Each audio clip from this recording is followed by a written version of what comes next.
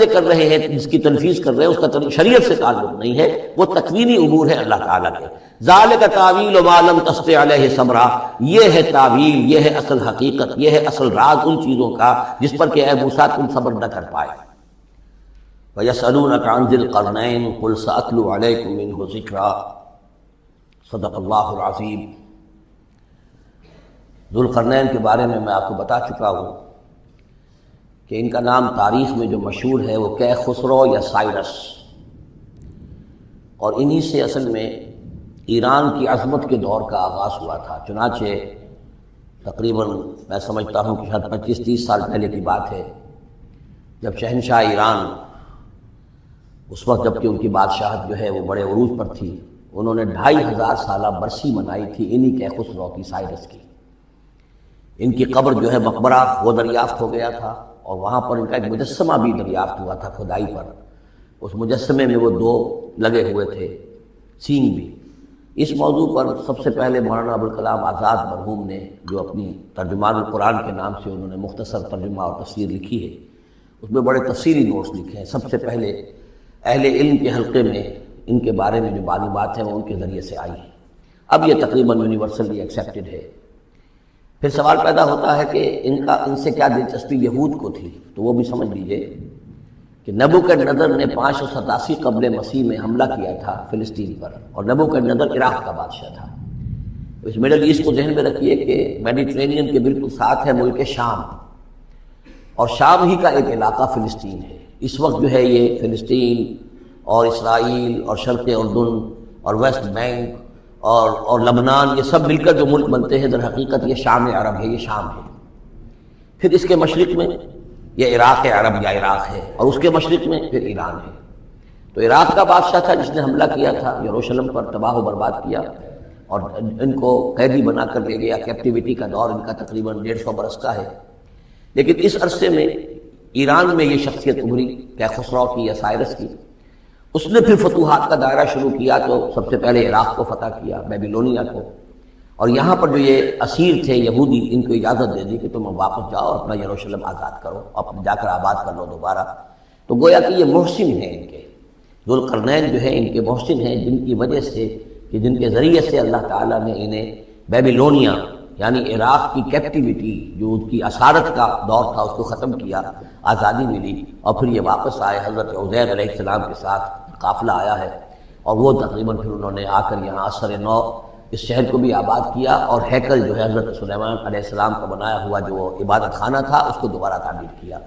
اس اعتبار سے ذوالقرنین جو ہے وہ ان کی تاریخ میں ایک معروف شخصیت ہے۔ تاریخ سے معلوم ہوتا ہے کہ انہوں نے پھر ایران کی پہلی حکومت کو کنسولیڈیٹ کر کے پارس اور مادہ کو ملا کر ایک سلطنت ایران بنائی۔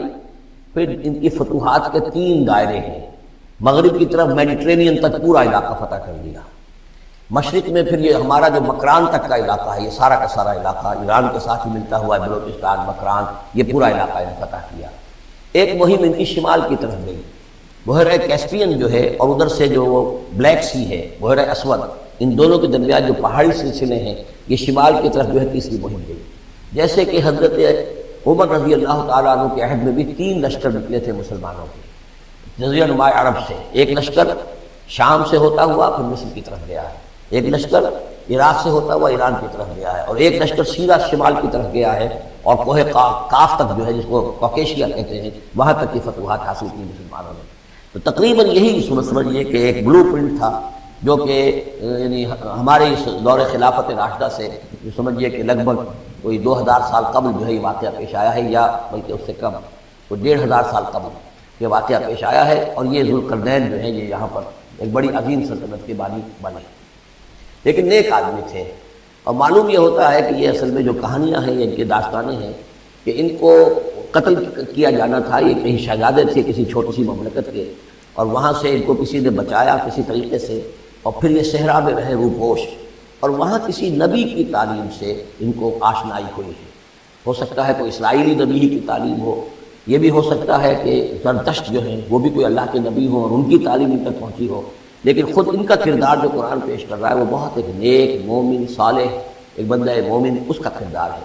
یہ کردار جو ہے کسی بھی درجے میں 1% بھی جو ہے وہ کسی اور دوسرے فاتح پر یا کسی اور حکمران کے اوپر جنہیں بھی ہم جانتے ہیں تاریخی اعتبار سے ان پر منطبق نہیں ہوتا. یہ انہی کی شخصیت ہے. یسألونک عن ذی القرنین، اور اے نبی آپ سے پوچھ رہے ہیں ذوالقرنین کے بارے میں. قل سأتلو علیکم منہ ذکرا، ان سے کہیے میں عنقریب تمہیں اس کے بارے میں کچھ حالات بتاتا ہوں. انا مکننا لہ فی الارض، ہم نے اسے زمین میں بڑا تمکن عطا کیا تھا، غلبہ عطا کیا تھا. وآتیناہ من کل شیء سببا، اور ہم نے اسے ہر طرح کا ساز و سامان، وسائل و ذرائع، تمام اسباب جو ہیں فراہم کر دیے تھے. فاتبع سببا، تو انہوں نے پھر ایک مہم تیار کی، یعنی ایک فتوحات کا دائرہ مغرب کی طرف. حتی اذا بلغ مغرب الشمس، یہاں تک کہ جب وہ سورج کے غروب ہونے کی جگہ تک پہنچ گئے. اب یہ پرانے زمانے میں ظاہر بات ہے کہ پورا اس سے زیادہ نقشہ تو لوگوں کو معلوم بھی نہیں تھا. جب میڈیٹرینین کے ساحل پر پہنچ گئے تو معلوم آگے تو سمندر ہے، اور سمندر میں پھر آدمی کو محسوس ہوتا ہے سورج ڈوبتا ہوا. اگر آپ ساحل سمندر پر کھڑے ہو کر دیکھیں تو معلوم ہوتا ہے سمندر میں سورج ڈوب رہا ہے. تو یہ گویا کہ مغرب الشمس بن گیا ان کے لیے، وہ یہ سورج کے ڈوبنے کی جگہ. حتی اذا بلغ مغرب الشمس، جب وہ پہنچ گئے سورج کے غروب ہونے کی جگہ. وجدھا تغرب فی عین حمیۃ، تو انہوں نے دیکھا اسے ڈوبتے ہوئے، وہ ڈوب رہا ہے ایک بڑے گدلے سے سمندر کے اندر. وہ جو وہاں کا سمندر ہے بڑا گدلا سا ہے، یہ ایجین سی وغیرہ جو کہلاتے ہیں یہ بہت گدلے سے پانی کے ہیں. ووجد عندہا قوما، اور وہاں انہوں نے ایک قوم کو پایا مراد یہ کہ اس قوم پر انہیں فتح ہوئی، جنگ ہوئی، انہوں نے ان کو شکست دی، اور وہ قوم گویا کہ اب ان کے رحم و کرم پر ان کی گویا کہ وہ محکوم ہو گئی. قلنا یا ذوالقرنین، ہم نے کہا ذوالقرنین سے. اب یا تو یہ کہ یہ شاید نبی ہو، اللہ عالم، تو اللہ تعالیٰ کا اس طریقے سے براہ راست ان کو وحی کرنا. لیکن غیر نبی کو بھی اللہ تعالیٰ الہام کے ذریعے سے، جیسا کہ ہم نے دیکھا کہ وہ تو شہد کی مکھی کو بھی لفظ وحی آیا ہے. تو یہاں آیا ہم نے کہا اے قرنین، اور یہ بھی ہو سکتا ہے یہ صورتحال کی تعبیر ہو کہ گویا کہ وہ حالات زبان حال سے یہ کہہ رہے تھے.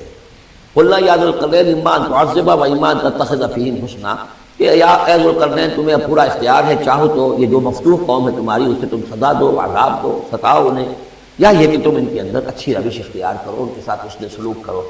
قال، انہوں نے کہا اما من ظلم، جو کوئی ظالم ہے، بے انصاف ہے، ہو سکتا ہے اس سے مراد کفر اور شرک بھی ہو. فسوف نعذبہ ثم يرد الى ربہ فیعذبہ عذابا نکرا، تو اسے تو ہم عذاب دیں گے، سزا دیں گے، اور پھر وہ لوٹایا جائے گا اپنے رب کی طرف، پھر اس کا رب اس کو عذاب دے گا جو اصل عذاب ہے، برا عذاب، سخت عذاب. وَأَمَّا مَنْ آمَنَ وَعَمِلَ صَالِحًا، جو لوگ ایمان لائیں گے اور یقین کریں گے حقائق پر، اللہ کو مانیں گے، وَعَمِلَ صَالِحًا، اور نیک عمل کریں گے، فَلَهُ جَزَاءً الْحُسْنَىٰ، تو اس کو ہم اچھا بدلہ بھی دیں گے.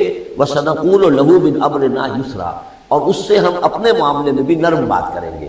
یعنی یہ کہ ان سے ٹیکس اگر لینے ہیں تو نرمی کے ساتھ لیں گے، جو مفتوحہ ممالک کے ساتھ معاملہ ہوتا ہے تو ہم ان کے ساتھ نرمی کا سلوک کریں گے جو ایمان لے آئیں. ثم اتبع سبابا، مغرب کی طرف سے فارغ ہو کر پھر اب یہ مشرق کی طرف گئے. پھر انہوں نے ایک اور مہم کا بندوبست کیا. حتی اذا بلغ مطلع الشمس، یہاں تک کہ جب وہ سورج کے طلوع ہونے کی جگہ تک پہنچ گئے. اب یہ جہاں تک تاریخی طور پر ثابت ہے وہ صرف مکران کے علاقے تک اتنی دور تک آئے ہیں، واللہ عالم. ہو سکتا ہے کہ مکران کے ساحل پر کھڑے ہو کر بھی انہیں محسوس ہوا ہو کہ مثلا سورج جو ہے غروب ہو رہا ہے یا طلوع ہو رہا ہے وہاں سے. مطلع الشمس، تو وہاں جب پہنچے وجدھا تطلع علی قوم لم نجعل لهم من دونها سترا، تو انہوں نے پایا اس کو کہ وہ طلوع ہوتا ہے ایک ایسی قوم پر کہ جس کے لیے ہم نے آفتاب سے کوئی اوٹ نہیں رکھی ہے. یعنی یہاں کے جو قبائل تھے، گیڈروسیا وغیرہ یہ کہلاتا تھا اس زمانے کے اندر، یہ وحشی قبائل تھے، ان کو ابھی چھت بنانے کا فن نہیں آیا تھا. یعنی گھر جو ہوتے تھے وہ صرف دیواریں کھڑی ہوتی تھی. یہ جو خالی پلاٹ ہے زمین کا اس میں یہ دیوار کھڑی ہے، یہ میرا گھر ہے، تمہارا گھر ہے. گھر میں چھت وغیرہ کا بھی کوئی تصور امتحان نہیں تھا. ظاہر بات ہے کہ چھت ڈالنا جو ہے یہ تو ایک تمدن کے ارتقاء کے دور کی علامت ہے. تو وہ بغیر کسی سورج کے سائے کے وہ اپنی زندگی گزارتے تھے. کذالک، ایسا ہی ہوا وہاں بھی، یعنی جو پہلے ہوا تھا کہ یہاں بھی معاملہ وہی ہوا کہ اللہ تعالیٰ نے اختیار مطلق انہیں دیا، فتح دی. لیکن انہوں نے یہاں بھی یہی کہا کہ جو نیک لوگ ہوں گے ان کے ساتھ ہم نرمی کریں گے، اور جو شریر ہوں گے ان کو سخت سزا دیں گے. وقد احطنا بما لدیہ خبرا، اور ہمیں پوری طرح معلوم ہے کہ جو وہاں اس کی خبر ہوئی اور جو بھی حالات وہاں گزرے، جو ماجرا وہاں ہوا. ثم اتبع سببا، اب یہ تیسری آ رہی ہے. ثم اتبع سببا، پھر اس نے ایک اور مہم تیار کی. یہ شمالی مہم ہے. حتی اذا بلغ بین السدین، یہاں تک کہ جب وہ دونوں پہاڑوں کے درمیان پہنچ گئے، دو دیواروں کے درمیان پہنچ گئے. تو یہ سمجھ لیجئے بحیرہ کیسپیئن داہلی طرف ہے مشرق میں، اور بلیک سی بحر اسود، اس کے درمیان یہ سلسلہ کوہ ہے، اور یہ پیرلل چلتے ہیں دو، اور ان کے درمیان سے پھر وہ درے ہیں کہ جن میں سے ہو کر